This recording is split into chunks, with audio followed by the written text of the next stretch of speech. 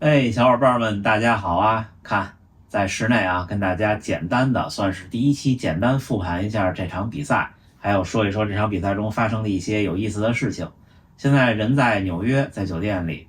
待几天再回去，在这边玩一玩，算是放松一下。这次比赛先简单总结一下发生了什么。首先就是4.5公里之后，状态一下下滑的比较厉害。然后就最后有一些放了。我的总结就是，第一是上个月刚跑完一场全程马拉松，第二是呢有天气的因素，第三呢就是有一个比较大的时差的因素，因为整差12个小时嘛。其实到现在到今天都没有缓过来，昨天晚上5、6点、6、7点就不行了，就感觉要一下要昏过去那种困。行吧，这是比赛目前的情况。在34公里、35公里，其实就感觉已经不好了。所以34公里那个小伙伴喊我，我其实也没听见，这真的没听见。赛道上听见了几个人，有一个在30多公里的水站，是一位华人的志愿者，看样子像是学生的样子，跟我打了个招呼。然后之后呢，还有一对儿不知道是夫妻还是情侣，在路边也是挺靠后的了，就是已经进到城里了。然后打了个招呼，这我都听见了。然后那位小伙呢，因为那刚过所谓的叫什么心碎坡或者伤心坡，刚过那个坡的下坡的地方，人们都特别狂热，所以声音太大了。而且呢，他们是给观众发那个铃铛的，我可以给大家拿一下看看。家属领了一个，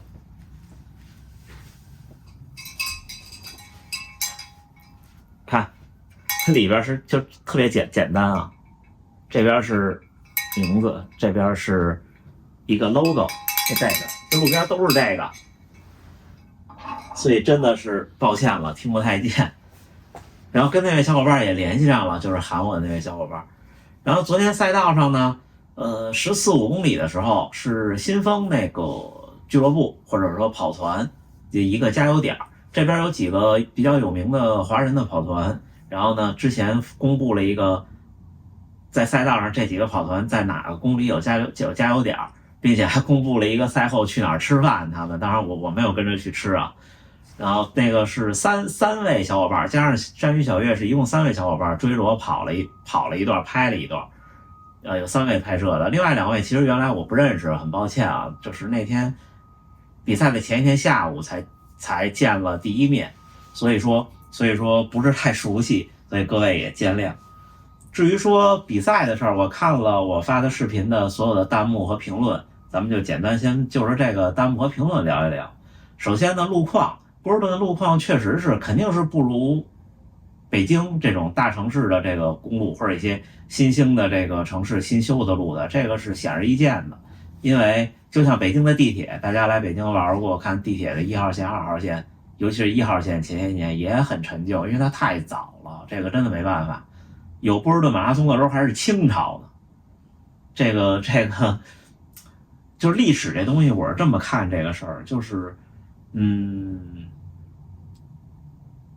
时间的沉淀是有意义的，就像我老说跑马拉松要积累一样，就这事儿慢慢来，大家都有一开始不成熟的时候，就像我老说东京马拉松一样，确实还是相比于其他几个太年轻了。就算他很努力的，你看日本人做事情已经很变态到极致到变态了，对吧？但是他仍然还是缺少一些这种岁月的沉淀。所以波士顿马拉松呢，在这一点上，我觉得我个人认为有条件的小伙伴真的可以来体验一次，是一个很不一样的体验。存包这个事儿呢，因为其实它的赛道，大家去看地图就知道，它是一条大直线，几乎是一条直线的42公里，从远处的一个小镇跑到波士顿的市中心，所以呢，它不在起点存包也是有它的考虑。因为呢，从那边小镇过来呢，路不多的，就是道路的选择不多的，它要再绕道把所有的包再开车送到终点等着人取，其实不是很现实，就是有难度，也不是说不是很现实，有难度。所以呢，他就在起点存包。这样的话呢，手机就带不过去了，除非你要带着手机跑，会有几个小时比较无聊的时间。至于保暖这个事儿，你就只能在起点的地方把你保暖的衣服扔掉，这个没办法。很多马拉松，国外的马拉松都是这样的，包括那年纽约也是，你就得穿着厚衣服去，然后出发之前给它扔掉，就当是做慈善了。因为他那边垃圾是分2种颜色垃圾袋，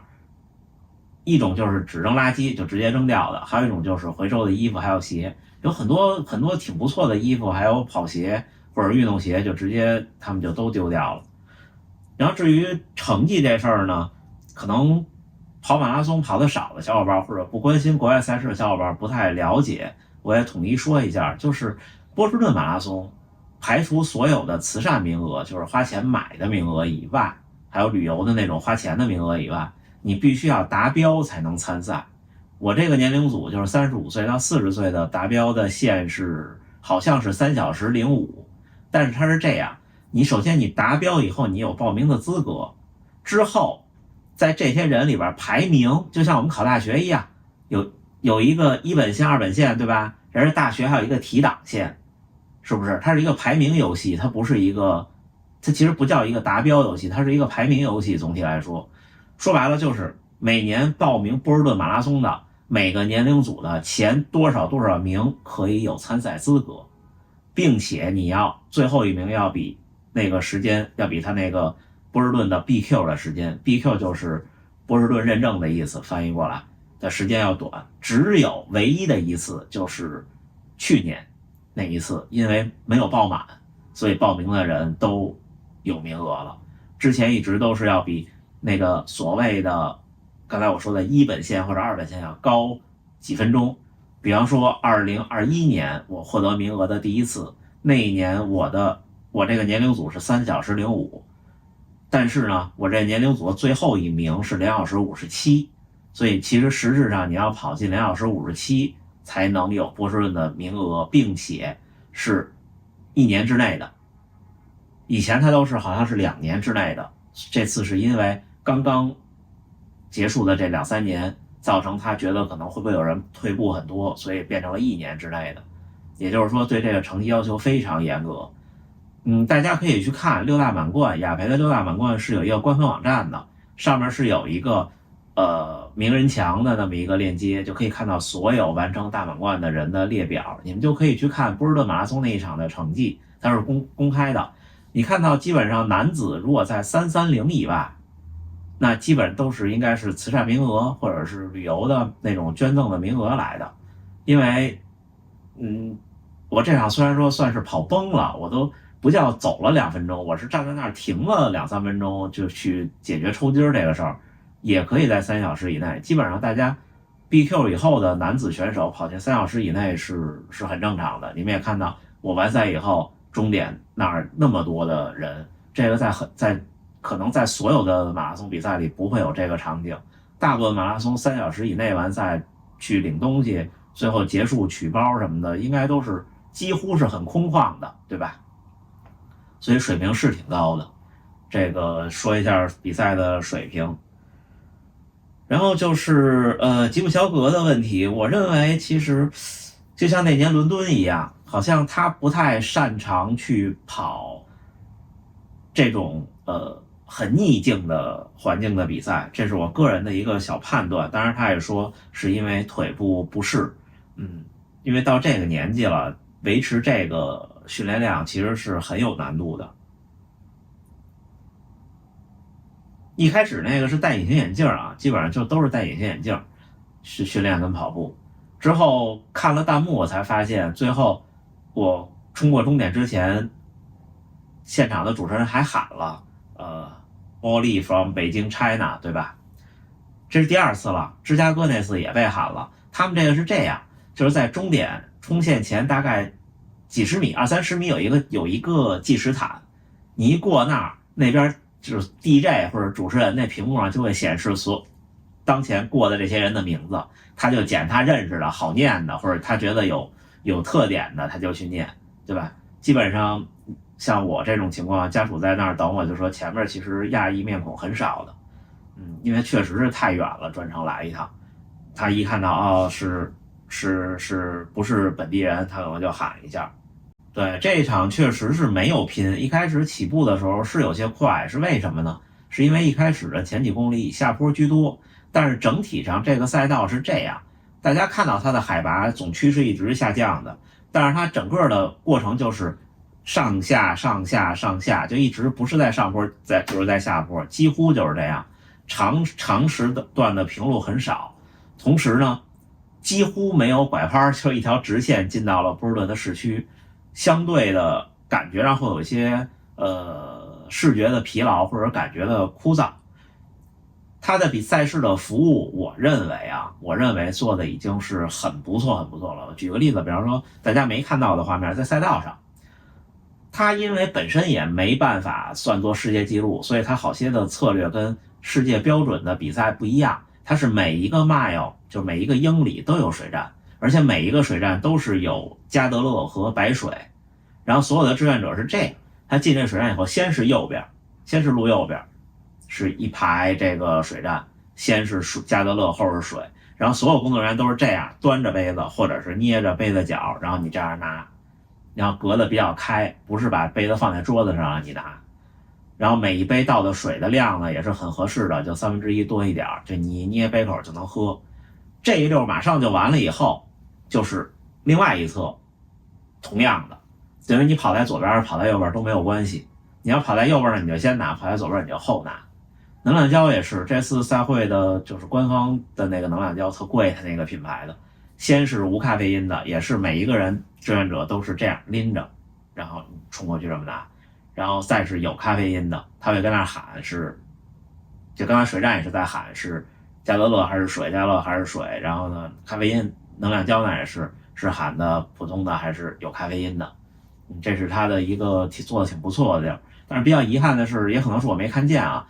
全程没有看见有电解质和就是有盐或者是这个海绵这种打湿的海绵，这两个我没看见，也可能是我漏过去了。但因为到后边确实有些恍惚，实话说有些恍惚。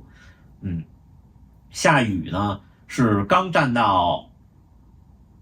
起点，就已经进到起点了，马上就要开始比赛了，就是在唱国歌了。他们当然他们也唱他们国家的国歌啊，是找，而且他们跟咱们不一样，他们是找人来现场唱，就是找这个歌手，然后刚开始唱就开始下雨，然后唱完以后等了2分钟，一发枪在雨中前进了10几公里，之后雨停了。我想的是啊，他可能因为就是小镇嘛，郊区嘛，周围都是山，我想着往城市里跑就会好一些，然后没准就不下了。大概20多公里的时候又开始一阵风，然后就开始就突然一下一阵的大雨，然后又停了，然后30多公里就最后那次又一阵的大雨。还有就是一开始你们看赛道上有一个女性声音喊我的名字的那一段，那也是从未谋面的，就是第一次见面的朋友，是我母亲的同学的朋友的孩子在这边上学。还有什么呢？看看啊，至于设备，这次是这样，这次是第一次带佳明的设备参赛，就试一试。至于心率带这个事儿，我看有人给我发了私信，然后这也是这2场比赛我也意识到了。东京用的是高驰，这次用的是佳明，都是通过 ANP 加协议连我那个心率带，就发现它有时候会闪断，2款手表都会闪断，然后就又反馈给了佳明，同时之前高驰的小伙伴也给了我反馈，就是都在反映说这款心率带好像 ANT 加协议就是老会闪断。我也看有人给我发了私信，也是别的小伙伴也说遇到这个问题，所以大家如果只是单设备的话，就用蓝牙去连它就没问题了，就用蓝牙去连。然后至于赛会的就是跑完以后的那些设施啊、服务啊，还有工作人员是这样，先解释一下大满贯这个事儿，就是我的那个号码布前面是有特殊标记的，就是这儿是有一个2维码的，你们看我之前博览会那期能看到，那个不是每个人都有的，只有那个2维码的才是能拿那个6星的。然后后背也有一个号码布，但是后背那个不是必须的，就是6缺1的那么一块布。他们现在都是在线的了，就是你要在大满贯网站去注册，然后自己去声明你自己的成绩，就是你跑过的比赛你都会在哪儿，你自己看，他会给你就对你的名字跟生日都能对到你的身上的，就是他会知道这是你最后一场的，不是谁过去都能领那个。而且那段特别有意思，我去领的时候，那工作人员顺手就把我的摄像机接过来了，然后画面都没抖，就接上就能拍，还是挺不错的，挺有仪式感的。而且你们看赛会服务的这些老人家们，说白了就是有这个马拉松的时候还没有他们呢。他们从小就是伴随着这个马拉松长大的，因为它毕竟是个小城市，就波士顿这个城市没有什么大事儿，这马拉松应该是它这城市里最大的一件事儿之一了。那从小他耳濡目染，那天大雨，一开始的中雨或者说零星的小雨，从那个小镇跑到城市一开始那一段，因为那种小镇周围都是那种独栋的小的住户，一家子就这种沙发，也有那种椅子，带着小孩就在自己家的院子前路边就那么坐着，那小朋友大概就3、4岁、4、5岁，就坐在沙发，脚都沾不着地呢，就裹着雨衣，有的干脆就不裹雨衣，戴一帽子就跟那坐着看。然后2、3岁的小孩，就这么高的小孩，就在路边一直伸着手要跟我们击掌。那虽然说我是一开始出发比较靠前，跑的也不慢，但是那时候前面已经过去很多人了。而且大家看波士顿马拉松那些比赛，到很后边那些小孩也就那样，这就是这城市的一种文化。我们不能说哪种文化是对的，或者哪种文化是错的，文化没有对错，只是说它更适合做哪些事情。波士顿现在它这个文化就是适合你来跑马拉松的，这个是毋庸置疑的。也就是说在这一方面，它做的应该就是很不错的。毕竟这个马拉松有127年的历史。至于历史这事儿呢，我是这么看的，就是历史悠久与否得看针对某些事儿。就是你要说文化这种东西，是有1000年文明的这个文化积淀的古国有好多，然后也有很多这个100年或者几十年历史的一些东西。但是马拉松这事儿它不一样，马拉松这事儿它是一事儿，就是说我干这事儿干了127届，应该比127年多，因为它有中断过，对吧？他干这事儿干了100多年，那不一样啊。这就像您说你练写字练100多年，那肯定是练得好的。就像我说的，那天参赛的就是那天参赛的当地人，那天参加服务的当地人，那天做所有保障的这些当地人，都是在这个波士顿马拉松诞生之后才出生的人。这个感觉真的是很奇妙的，就是如果您成长在这么一个小镇或者这么一个城市，有这么一个比赛将要举办了，1年1度的，您也会深感自豪和荣耀的，您也会更多的把精力投入到这件事情上去的，您也不会说就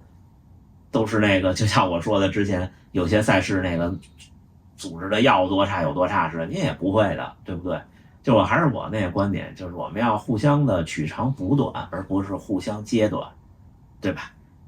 每个人都有好的地方和不好的地方，任何人都不希望别人说自己的缺点，是不是？这咱们将心比心，己所不欲，勿施于人，对不对？